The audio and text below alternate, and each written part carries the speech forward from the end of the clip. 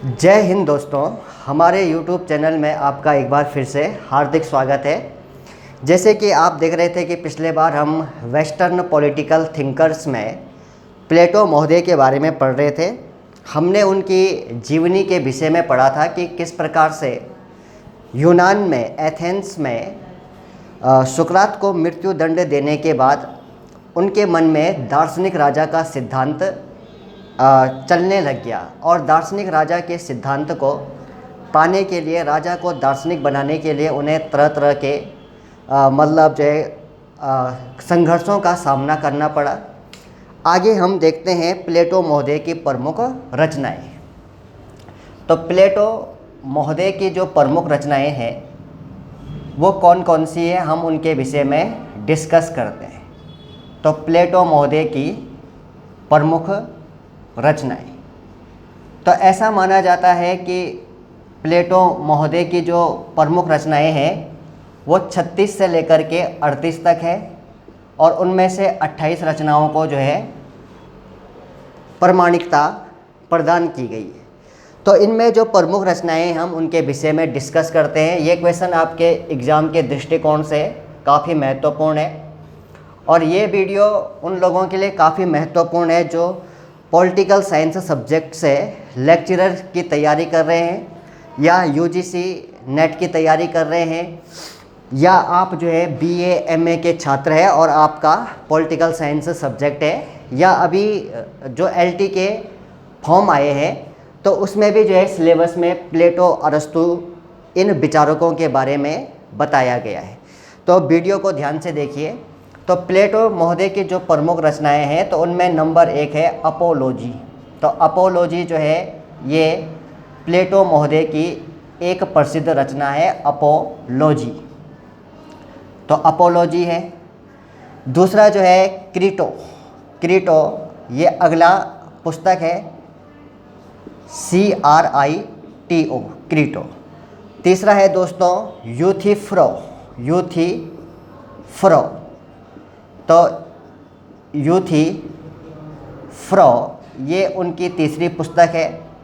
चौथी जो पुस्तक है वो है जॉर्जियस। तो जॉर्जियस उनकी एक अगली पुस्तक है, जॉर्जियस।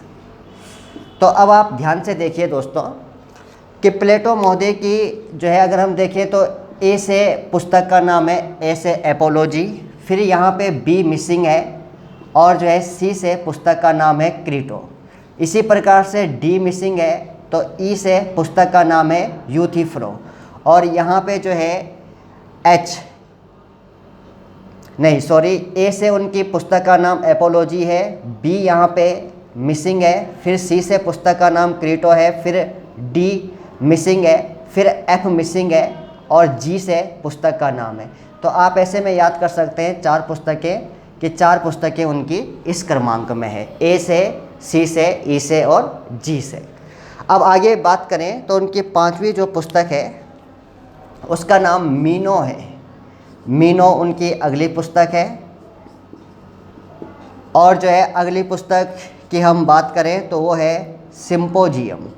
तो सिम्पोजियम ये भी उनकी एक प्रसिद्ध पुस्तक है, सिम्पोजियम।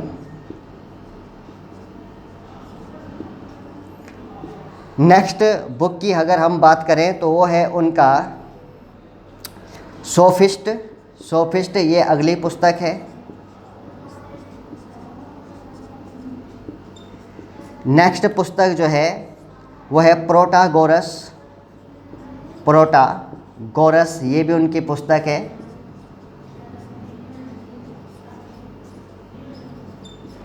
और अगली पुस्तक जो है उनकी प्लेटो महोदय की अगली पुस्तक जो है वो है स्टेट्समैन।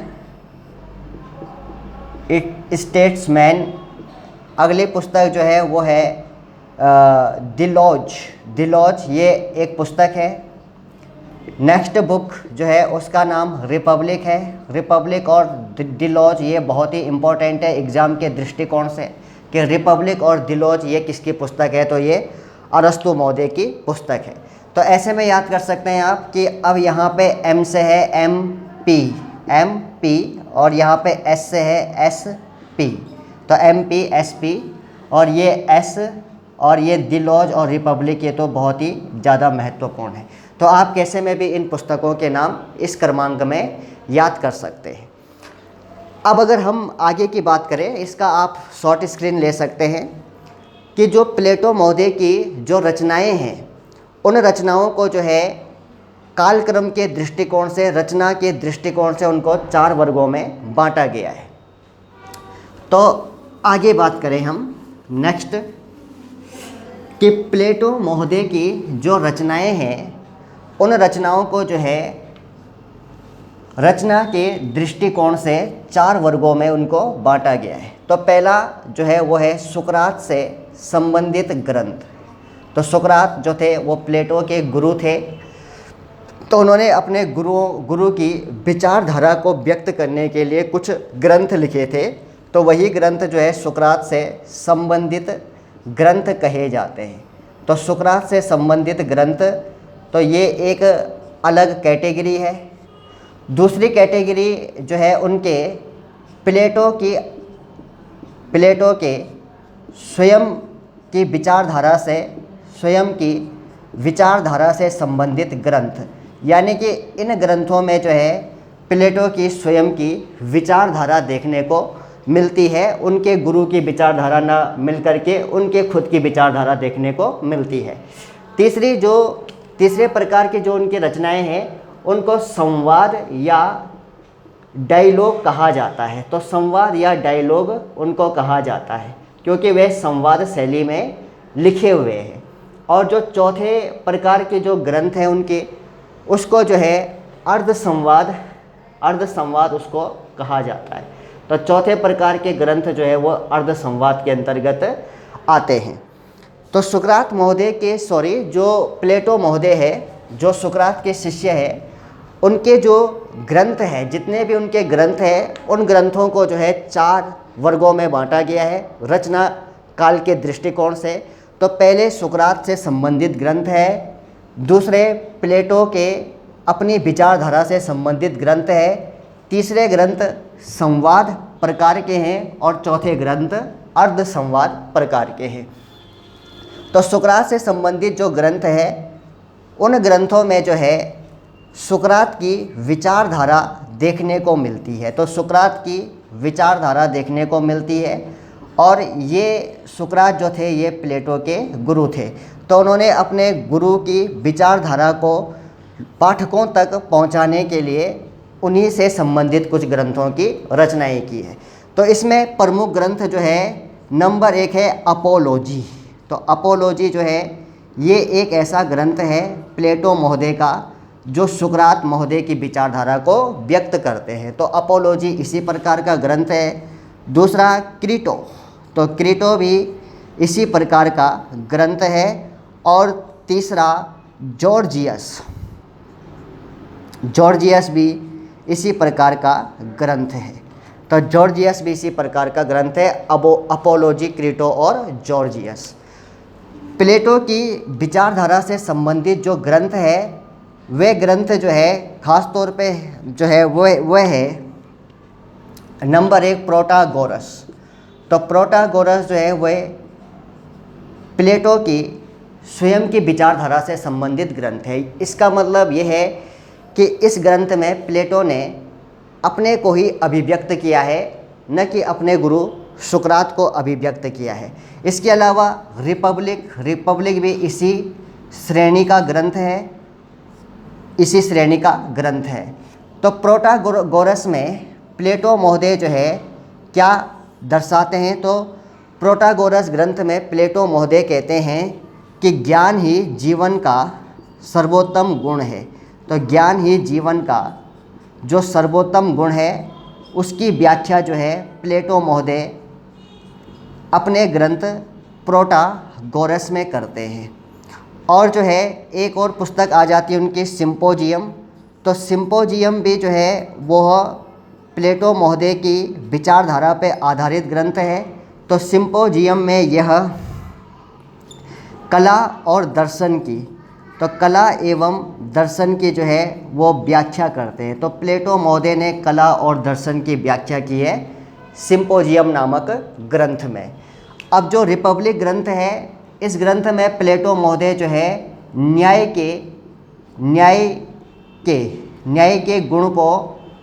के गुण पर प्रकाश डालते हैं। यानी कि वे कहते हैं कि न्याय होना चाहिए, एक आदर्शवादी राज्य के भीतर न्याय होना चाहिए। हम इस कॉन्सेप्ट को भी पढ़ेंगे कि प्लेटो के न्याय का सिद्धांत क्या था। प्लेटो के अनुसार न्याय क्या है? प्लेटो के अनुसार न्याय वह कर्तव्य है जिस कर्तव्य के लिए किसी व्यक्ति को प्रशिक्षित किया जाता है। मान लिया जाए कि मेरा कर्तव्य जो है पढ़ाना है, तो पढ़ाने के लिए मुझे पहले प्रशिक्षित किया जाएगा, बीएड करवाया जाएगा, तब जाकर के मैं पढ़ा पाऊँगा सही तरीके से। विषय की मुझे समझ होनी चाहिए, तो वही जो है मैं अपने कर्तव्य का पालन कर रहा हूँ, तो वही न्याय है। तो ये न्याय की व्याख्या जो है उन्होंने रिपब्लिक ग्रंथ में की है। और इस रिपब्लिक ग्रंथ को जो है न्याय का ग्रंथ भी कहा गया है, क्योंकि इसका एक अन्य नाम है कंसर्निंग जस्टिस। तो ये जो तीनों ग्रंथ हैं, प्रोटागोरस, रिपब्लिक और सिम्पोजियम, ये तीनों ग्रंथ प्लेटो की इस विचारधारा को व्यक्त करते हैं कि प्लेटो एक बहुत ही बड़े दार्शनिक हैं, बहुत बड़े फिलोसफर है, एक बहुत बड़े दार्शनिक है। तो उनके दार्शनिक होने के विचार को जो है ये तीनों ग्रंथ व्यक्त करते हैं। अब आगे बात करें हम संवाद। तो संवाद जो है उसको द्वंद्व भी कह सकते हैं। संवाद को जो है द्वंद्व भी कह सकते हैं, द्वंदात्मक, क्योंकि वो द्वंदात्मक शैली पे लिखे गए हैं। तो कुछ ग्रंथ प्लेटो महोदय के संवाद शैली में भी लिखे गए हैं या प्रश्नोत्तर शैली में लिखे गए हैं, क्योंकि प्रश्न पूछने वाला तब तक सेटिस्फाई नहीं होता, तब तक संतुष्ट नहीं होता, जब तक उसका एक सटीक उत्तर उसको नहीं मिल पाता। तो संवाद से एक किस्म से प्रश्न करने वाले और प्रश्न का जवाब देने वाले दोनों के बीच में द्वंद्व पैदा हो सकता है, तो इसीलिए इसे द्वंदात्मक शैली भी कहते हैं। और कुछ ग्रंथ ऐसे हैं प्लेटो महोदय के जो अर्ध संवाद कहलाते हैं। तो इसमें दिलोज नाम का ग्रंथ जो है काफ़ी महत्वपूर्ण है। अब आगे हम बात करें दोस्तों, तो इतना आप समझ गए कि प्लेटो महोदय की जो रचनाएं हैं, उन रचनाओं को 4 प्रकार से उनको वर्गीकृत किया गया है।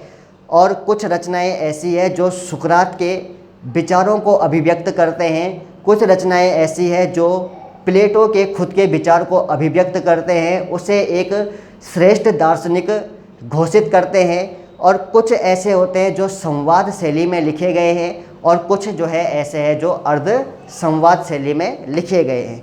अब हम लेखन शैली की बात करें, प्लेटो महोदय के लेखन शैली की बात करें जो काफ़ी महत्वपूर्ण है। तो प्लेटो महोदय ने अपनी रचनाओं में 6 प्रकार की लेखन शैली का प्रयोग किया है। तो प्लेटो महोदय ने अपनी रचनाओं में कितने प्रकार की लेखन शैली का प्रयोग किया है? तो वो 6 प्रकार की लेखन शैली हमें देखने को मिलती है। तो जो पहली लेखन शैली है उसे कहा जाता है द्वंदात्मक, और इसी लेखन शैली को संवाद भी कहा जाता है, यानी कि ये वाद विवाद के रूप में लिखे गए हैं। इसे हम पूरा डिस्कस करेंगे। संवाद, इसी को इंग्लिश में कहा जाता है डायलैक्टिकल मेथड। तो डायलैक्टिकल मेथड जो है ये प्लेटो महोदय ने इस संवाद शैली का प्रयोग किया है। दूसरी जो शैली है विश्लेषणात्मक शैली है, विश्लेषणात्मक शैली। तो इसको विश्लेषणात्मक शैली कहते हैं, यानी कि एनालिटिकल। तो एनालिटिकल मेथड इसको कहा जाता है, एनालिटिकल मेथड।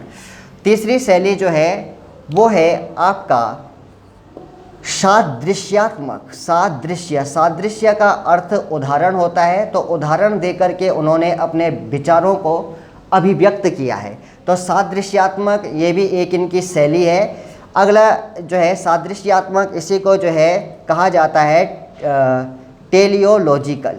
नहीं, इसको टेलियोलॉजिकल नहीं कहा जाएगा, टेलियोलॉजिकल किसी और को कहा जाएगा, आगे देखेंगे। पहले हिंदी में इनके नाम लिखते हैं, द्वंदात्मक, विश्लेषणात्मक, सादृश्यात्मक। अगला जो है निगमनात्मक यानी कि इसे कहा जाता है डिडक्टिव मेथड कहा जाता है। निगमनात्मक और आगमनात्मक दोनों एक दूसरे के विपरीत होते हैं, निगमनात्मक और आगमनात्मक। तो निगमनात्मक शैली का प्रयोग प्लेटो महोदय ने किया है। पांचवा जो है वो है सादृश्यात्मक यानी कि हर वस्तु का कुछ ना कुछ उद्देश्य होता है, उसे सादृश्यात्मक शैली कहा जाता है, सादृश्यात्मक शैली कहा जाता है। और छठवें नंबर पे जो है वो है ऐतिहासिक शैली यानी कि हिस्टोरिकल मेथड। तो इसको कहा जाएगा हिस्टोरिकल मेथड। तो इसका इन्होंने प्रयोग किया है, हिस्टोरिकल मेथड का भी इन्होंने प्रयोग किया है अरस्तु महोदय ने। अब सादृश्यात्मक और सादेश्यात्मक, एक को कहा जाएगा एनालॉजिकल। तो एनालॉजिकल इसे कहा जाएगा एनालॉजिकल मेथड। तो एनालॉजिकल मेथड इसे कहा जाएगा, और इसे कहा जाएगा सादृश्यात्मक को टेलियोलॉजिकल मेथड। तो टेलियोलॉजिकल मेथड इसे कहा जाएगा। तो अरस्तु महोदय ने अपनी लेखन शैली में जो भी उन्होंने रचनाएं लिखी है उसमें जितने भी प्रकार के उन्होंने विधियों का प्रयोग किया है उसे जो है 6 प्रकार की विधियों का प्रयोग किया है, ऐसा कहा जाता है। तो ये हमें याद रखना है। तो हम एक फॉर्मूला बना करके इसको याद रख सकते हैं, द्व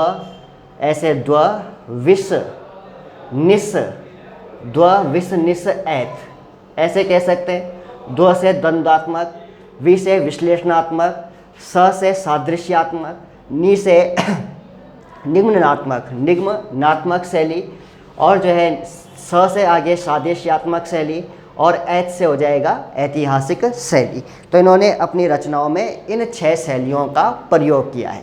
अब इन 6 शैलियों को हम एक एक करके इनका उदाहरण समझेंगे, और इनकी जो है हम वो समझेंगे पूरी की पूरी इनकी फ़िलॉसफी की, इसके अंदर किस प्रकार से उन्होंने इस शैली का प्रयोग किया है। क्योंकि यहाँ पे चीज़ों को रटा नहीं जाएगा बल्कि उनको समझा जाएगा। और आप समझ सकते हैं कि आप एक अध्यापक बनने की तैयारी कर रहे हैं, आप एलटी और लेक्चरर में जाने की तैयारी कर रहे हैं, तो आप जो है अपनी बात को भी जो है समझाएंगे बच्चों को, क्योंकि उन्हें रटवाएंगे तो नहीं समझाएंगे ही। तो इसीलिए हम इसको समझते हैं। तो प्यारे दोस्तों, एक एक करके इसको समझते हैं, क्योंकि जितना हम चीज़ों को समझेंगे उतना ज़्यादा हम उसका विश्लेषण कर सकते हैं। तो हमारी जो प्लेटो महोदय की जो पहली शैली है उसको द्वंद्वात्मक शैली कहा जाता है। जैसे आप हिंदी में भी पढ़ते हैं द्वंद्व समास, यानी कि जिसमें विरोधाभास देखने को मिलता है, विरोध देखने को मिलता है। जैसे दिन और रात एक दूसरे के विरोधी है तो उसमें द्वंद्व समास है। तो द्वंद्वात्मक शैली है ये, और इसी को जो है संवाद शैली भी कहा जाता है।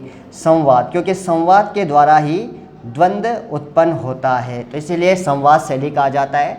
यानी कि इसको कहा जाएगा डायलैक्टिकल मेथड इसको कहा जाएगा। तो प्यारे दोस्तों, सबसे पहले याद रखेंगे कि प्लेटो महोदय ने द्वंद्वात्मक शैली को जो है किससे ग्रहण किया है। तो इन्होंने द्वंद्वात्मक शैली को जो है सुकरात महोदय से ग्रहण किया है। अपने गुरु सुकरात महोदय से इन्होंने द्वंद्वात्मक शैली को ग्रहण किया है, क्योंकि सुकरात महोदय ने अपने आप को अज्ञानी घोषित किया था। उन्होंने कहा था कि भाई मैं किसी भी प्रकार की जानकारी नहीं रखता हूँ, मैं एकदम बुद्धू हूँ, मुझे कुछ नहीं आता है।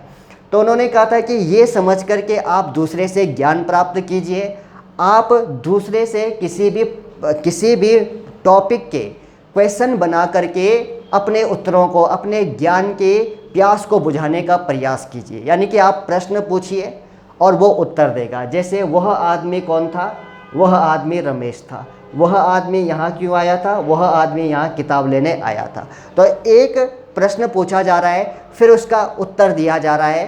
तो ऐसे में जो है एक प्रकार से संवाद चल रहा है। और कई बार